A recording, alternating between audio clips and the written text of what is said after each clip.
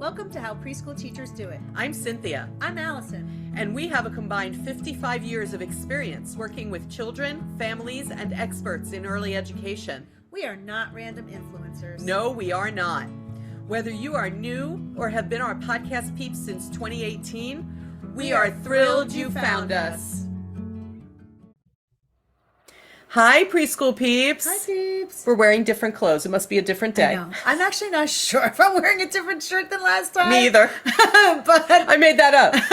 As we went along. Hi, everybody. Hi. Welcome back to the podcast. Today is one of our very special Circle Back episodes. Yes. If you are unaware of what that is, you need to go back about 3 or 4 episodes when we introduced it. But the Circle Back basically is we have been doing this podcast since 2018. Yes. 2018. And we realized that things have changed and sometimes improved and sometimes not, and that not everyone is willing to go back and binge a year's worth of this podcast. That's true. So we are bringing back some topics. We are circling back, and we are going to the beginning of this podcast and circling those topics back. And today's has to do with separation anxiety. Yes. Which is always a worthy topic, even if we have mentioned it between 2018 and now. Yeah. Doesn't matter. Yeah. So we're going to be talking about some things related to separation anxiety and offering you hopefully some new nuggets beyond what we've said in the past. Yeah. But before we do that, we have a brand new way of shouting out the listeners. Yes. We mentioned it in the last episode, maybe? In the past. That was on me because I was supposed to record when we said it. Yeah, I don't know. I forgot to put it on the schedule. We said it at some point, That's on me. I guess it doesn't matter. Here you are right now. What we've decided to do, we shouted out different countries for a while. And what we decided to do now is to go into my free Substack account where I'm sending newsletters to people who subscribe, and where you can just go in even if you don't subscribe and read what I'm writing and posting. The podcast, by the way, is on there too with early access for subscribers. Yeah. And the whole podcast is on there now. Yeah. Figured that out. And I'm writing articles, sometimes personal, sometimes early childhood related. Right. And like I said, it's totally free. And I have a lot of subscribers. And we said we were going to shout out the first names only, not any identifying information. First names only of people who are subscribed that get emails from me every weekend with the articles I've posted.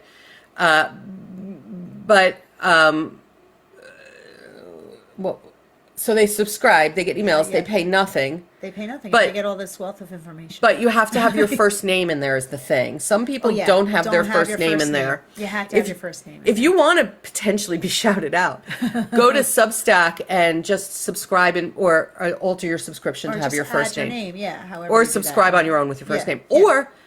Or you're welcome to email me.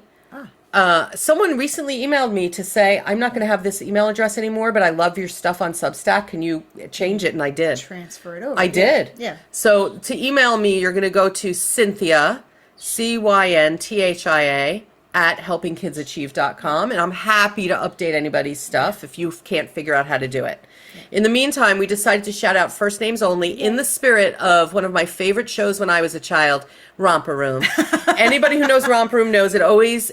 had the No, sorry. Go ahead. the teacher would hold up the magic mirror and say, I want to see if I have it still, and this is so long. Ready? Romper, stomper, bomper, boo, tell me, do. Magic mirror, tell me today, have all my friends had fun at play? I see Barbara and Perry. Yay! I feel like we need to maybe possibly have one of those boards on here. Like, how many episodes has Cindy gone without mentioning Romper Room? Not many. Romper Room was We're great. at 0. It was great. We will always be at 0. It was of its time. And it was great. And people should know it, and you should go to YouTube and watch it. But it was the first time it was the first time that they tried to really show preschool, though it wasn't legit. I mean, it was legit, but it wasn't. I think that's true. They had some TV tricks to make those children behave. Yeah. At any rate, we're going to come up eventually with our own saying for when we do this. We are.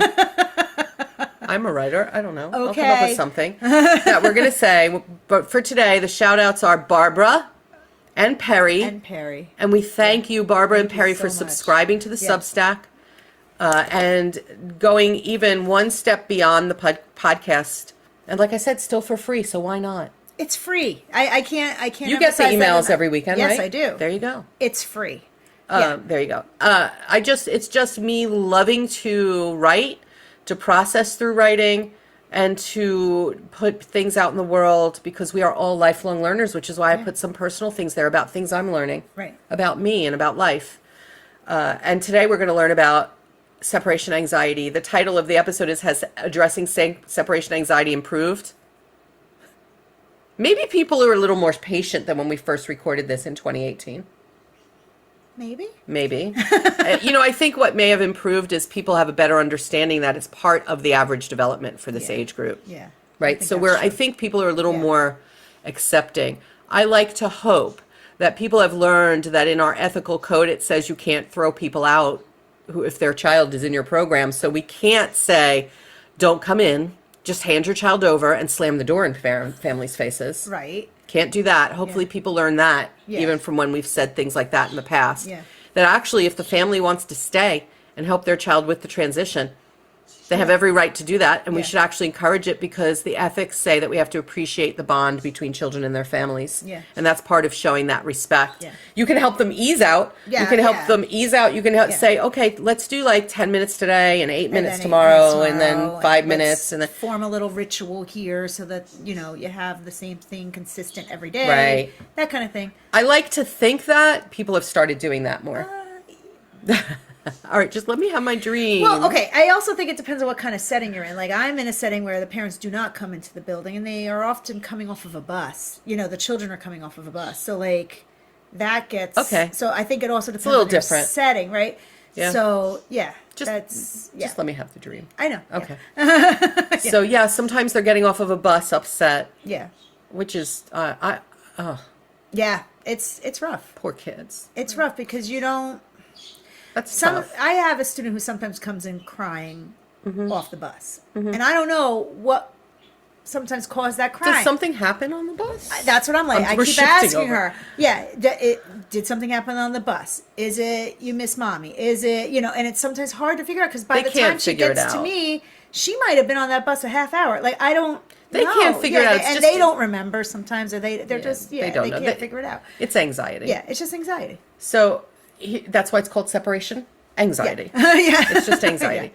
I like to think people understand that about the ethical code. Yes. I think that a lot of people don't realize why the youngest children may be so upset. I mean, we say things to like these infants and toddlers like, oh, they always come back. They always come back. You could say that from now till doomsday, and the children are not going to believe it, because they're just learning about something called object permanence. Right. They don't know that if they can't see it, it still exists. Right. So I want everybody to imagine something. You're a young child. You have limited ability to communicate. You have limited ability to control your emotions. You have limited memory. All of this is limited because of brain development. You are with people who are not your most important caregivers. Right. And then your most important caregivers go away, and you don't even know that they still are on this earth. Right. Oh, no wonder why they get so upset. Like, that's, I can't imagine that. I think there's a way that we can help adults relate to this. Okay. Just came to me. All right. The notion of you don't know if they're still on this earth, right? Right. Like, when you're expecting someone and they're late, and it's weird because they're never late. Oh, like me today. Like you today. Okay. I know that there can be a lot of traffic between where Allison is and where I am. Yes. And so we got to a certain... I saw that the time was running late. Allison's very dependable. Yeah. I was like, okay, we're getting to 10, 15 minutes late, a little longer. I think I let it go to about 20 minutes, and then I sent you a message saying... Yeah. Like, are you okay? Was my first question. Traffic question mark. I think is what you wrote. And that's me worrying. Yes, I was in your complex when that got said. Okay. I was up the hill, like driving around, but like, that was me almost in that position of like, are you okay? Are you still, where are you? Where are you? Yeah. Right? Yeah. Well, did something happen? Right. So I want you to imagine a time, folks, that's happened to you when you're like, did something happen? Should we go check on this person? Yeah. Are they still okay? Yeah. At what point do you raise this red flag? Right. right. Kind of thing. Like, right. At what point do I worry? Yeah. And then I want you to amplify that by the inability to communicate, the total lack of understanding that they're still on Earth. Right. The lack of emotional intelligence. Right. Amplify it. Yes. That gives me a whole lot more patience when with the child who's screaming in my ear and snotting up my shoulder. Yes. Right? Yes. Poor baby. Poor babies. Yeah. Poor babies. And that's why it's so important that we develop attachments with them if we're in an early childhood program. If you're a family and you're thinking, I am dropping this child off to their grandmother. They know their grandmother. If they are under 1, or even for some children 1.5, you may be dropping them off with their very familiar, beloved grandparent, aunt, uncle, cousin. But the minute you leave the room, they don't know if you're on Earth anymore. Right. Yeah. They may love grandma, but it's not you. Yeah. Right? I mean. Yeah. They think you're gone forever. Yeah. That's so daunting. Yeah. So that's just, everybody take a deep breath. That's what's going through. The very youngest ones, like in the infant room. Yes. If you work in a childcare program, infant room, maybe the mobile infants. Young toddlers or toddlers whose developmental stage is a little, more like the mobile infants. Yeah. And then they start to learn object permanence, which means they understand if you've gone, that you still exist. Yeah. But they don't yet fully understand cause and effect, right? Right. So they don't understand, your work day is going to end, which is going to have an effect. You're going to get in your car and you're going to come and get me. Yeah. Yeah. Folks, they don't have all this logic yet. No, they don't. And people go in and out of separation anxiety. Right. Our whole lives. Yeah. We go in, and I can think of times when I still have separation anxiety. Yeah. Right? I agree with I can that. think of times where I'm like, I don't want to go, and I'm feeling a little anxious. Yeah. Don't want to go. Yeah. I could have separation anxiety for my cat. I do have separation anxiety for my dog every morning. Every morning. Right. I go through this whole thing of like, I'm so sorry I have to leave you. I don't want to. And then it makes me sad every morning. Well, a part of it is they depend on us. Yeah, they depend on me. And So my baby's got a lot of anxiety, my little doggy. And I just worry all day. But that's why, like adults, we sometimes have separation anxiety from children or pets because we know that, so they're so dependent on us. Dependent on us. Yeah. A child having separation anxiety from you is, are you ever coming back? And no matter how many times we say it, it's abstract and they're not going to know it. Right. And also, perhaps, much like our pets, they believe you depend on them. Yeah. Yeah.